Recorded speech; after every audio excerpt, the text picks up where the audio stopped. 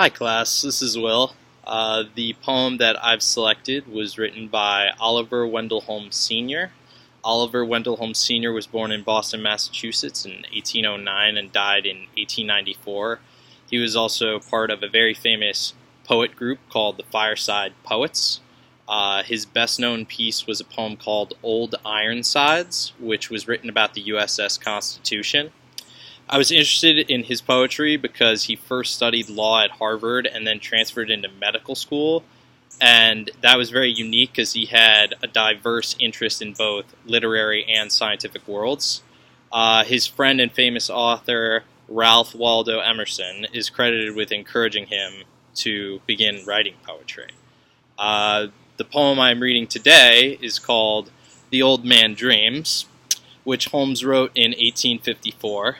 The theme of the poem is a desire to be forever young, but understanding that old age has value and shapes your identity.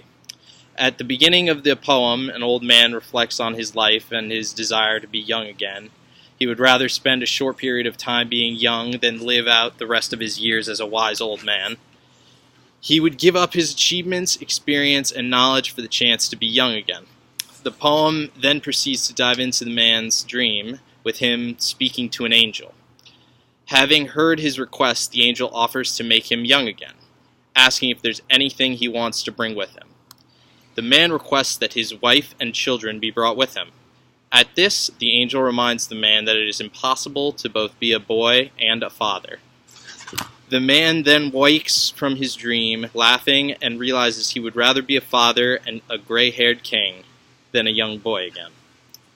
Holmes uses the poetic technique of rhyming to create musical tone to the poem. Every other line rhymes throughout the piece. He moves between the present and his desire to be young again, his dream to go back in time and then back to the present in the poem. The author uses symbols such as crowns and kings to represent the knowledge and wisdom gained with age. Imagery is used throughout the poem. An example of this is when the author says, "One moment, let my life blood stream from boyhood's fount of flame." The image of fountain of flame with its power and strength is equated to youth.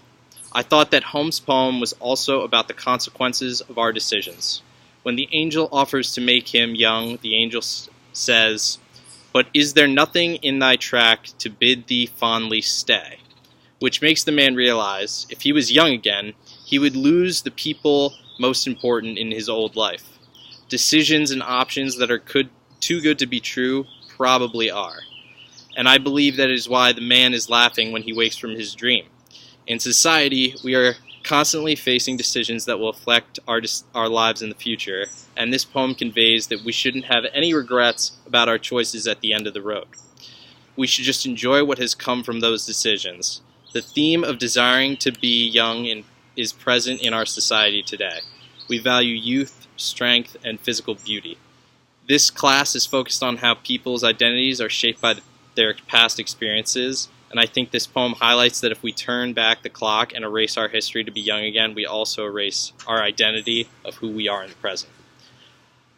I will now be reading This is The Old Man's Dreams by Oliver Wendell Holmes, and I need to get my glasses.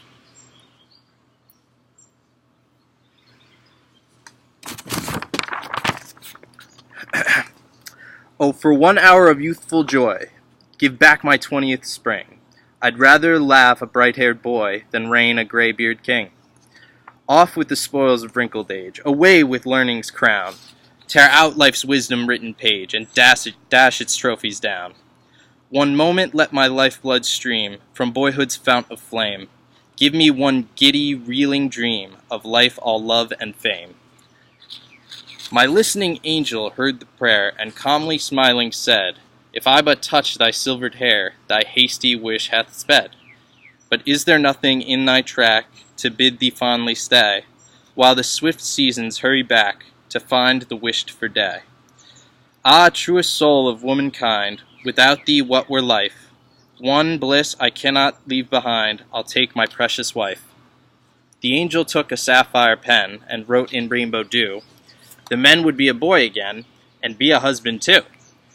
And is there nothing yet unsaid before the change appears? remember, all their gifts have fled with those dissolving years. Why, yes, for memory would recall my food, my fond paternal joys. I could not bear to leave them all, I'll take my girl and boys. The smiling angel dropped his pen, why this will never do. The man would be a boy again, and be a father too? And so I laughed, my laughter woke the household with its noise, and wrote my dream when morning broke, to please the gray-haired boys.